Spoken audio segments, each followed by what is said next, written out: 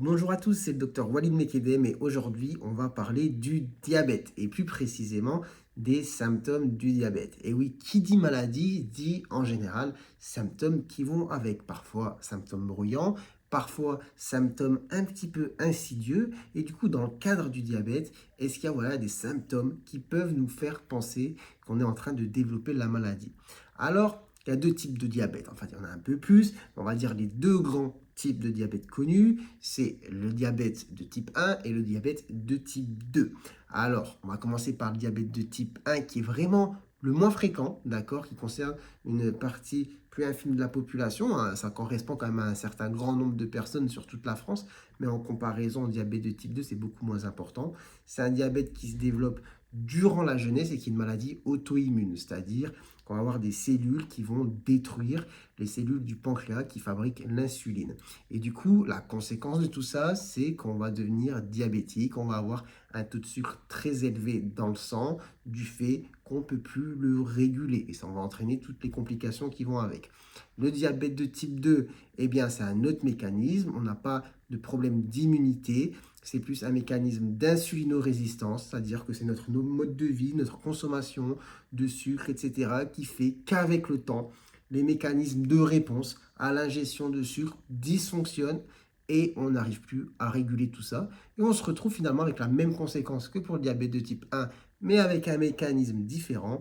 On se retrouve avec un taux de sucre très important dans le sang et avec aussi toutes les complications mauvaises qui vont aller avec. Maintenant, petite question, est-ce qu'on a des symptômes pour ça? Alors, les symptômes vont être à peu près les mêmes, sauf que, en fait, dans le diabète de type 1, ça va être souvent bruyant, dans le sens, ça va être fort visible parce que ça va s'installer assez rapidement, parce que comme c'est un mécanisme auto-immun en général, à partir du moment où le processus se met en place, ça va aller très rapidement, alors que le diabète de type 2 est un processus lent et qui va évoluer sur plusieurs années et ça va être un petit peu différent, mais en gros, si on laisse traîner, qu'on ne fait pas de dépistage, qu'on ne repère pas, et qu'un jour, on se retrouve avec des chiffres énormes de sucre dans le sang, comme ça peut arriver sur la déclaration d'un diabète de type 1, on peut se retrouver avec des symptômes similaires, mais les symptômes que je vais évoquer vont être plus parlants quand même du développement du diabète de type 1, mais on peut les retrouver dans le diabète de type 2. Quels sont ces symptômes? Alors, on va rester sur les grands symptômes. Il y a un grand truc qui s'appelle, en mots un peu compliqués, le syndrome polyuropolydipsique. Un mot compliqué qui veut dire quoi? Eh bien, il faut retenir deux choses, boire beaucoup et faire beaucoup pipi. Et alors ça, pourquoi? C'est la même chose dans le diabète de type 1 ou dans le diabète de type 2. Eh bien, vous avez énormément de sucre dans le sang, on n'arrive pas à le réguler comme je l'ai dit. Ce sucre dans le sang, c'est toxique, il faut l'éliminer. On fait comment? Eh bien, on fait pipi. Donc, vous allez faire beaucoup pipi pour justement éliminer ce sucre. Et c'est pour ça que, en fait, les urines vont être gorgées de sucre et elles vont être sucrées. Je ne vous invite pas à les goûter. Mais c'est pour ça qu'avant, pour dépister le diabète, on goûtait les urines. Et si c'était sucré, bon, on se disait, la personne fait du diabète. Et effectivement, si on fait une bandelette urinaire, on va trouver du sucre dans le pipi. Donc, vous allez beaucoup pisser. Et comme le corps va compenser les pertes d'eau, vous allez beaucoup boire. Donc, c'est un mécanisme comme ça, polydipsique. Donc, ça, c'est le grand syndrome qu'on va retrouver rapidement dans le diabète de type 1, mais qui peut être présent dans le diabète de type 2. Si vous êtes là, vous ne savez pas, vous êtes diabétique depuis longtemps, vous êtes à 4 grammes de sucre dans le sang, enfin par litre de sang, c'est sûr que vous allez faire beaucoup pipi et que vous allez beaucoup boire. Deuxième grand symptôme, eh bien, c'est l'amaigrissement. L'amaigrissement qui va être important. Pourquoi? Eh bien, c'est très simple. Vous allez brûler des graisses. Et pourquoi vous allez brûler des graisses? Vous n'allez peut-être pas comprendre le rapport. Vous dites, le diabète, c'est un problème de sucre. Les graisses, c'est quoi le problème? Eh bien, en fait, comme le sucre reste dans le sang et qu'il ne rentre pas dans vos cellules, parce que la porte, enfin la serrure s'ouvre avec l'insuline, et là j'ai dit soit dans le diabète de type 1, on n'en fabrique plus, soit dans le diabète de type 2, on ne répond plus à l'insuline, eh bien le sucre reste du coup à l'extérieur, les cellules ne peuvent pas le consommer, or elles ont besoin d'énergie, principalement les cellules du cerveau. Le cerveau ne consomme que du sucre. Du coup, comment on fait pour pas justement que tout s'éteigne? Eh bien, le corps va fabriquer un substrat, quelque chose qui va remplacer. Et ça va être des corps cétoniques. Et les corps cétoniques, on va les fabriquer à partir de vos graisses. Et du coup, les graisses vont brûler, brûler, brûler, brûler.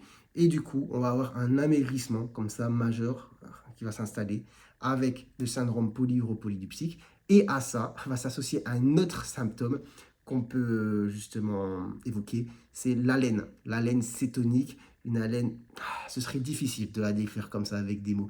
Une haleine vraiment assez typique qui est le reflet en fait de la cétose. C'est peut-être une haleine d'ailleurs, vous pouvez la retrouver quand vous jeûnez. S'il y a des personnes parmi vous qui ont déjà jeûné pendant longtemps, vous avez une haleine en fait qui correspond à la cétose, enfin à la cétose, parce que comme votre corps fabrique des corps cétoniques à partir de vos graisses, ces corps cétoniques, c'est pas bon en fait pour le corps, ça acidifie le sang. Du coup, pour évacuer cette acidité, le corps, qu'est-ce qu'il fait? Il dégage du CO2, enfin de l'acide, du gaz carbonique. Est-ce que c'est ça qui donne la mauvaise haleine? Je sais pas trop, mais en tout cas, ça joue sur cette haleine. D'accord? Donc dites-moi un petit peu en commentaire s'il y a des spécialistes de l'haleine cétonique, mais en tout cas, c'est une haleine qu'on va retrouver voilà, chez ces personnes qui maigrissent et qui fabriquent des corps cétoniques. Donc, voilà les grands symptômes à évoquer. Boire beaucoup et faire beaucoup pipi, maigrir, avoir une haleine cétonique.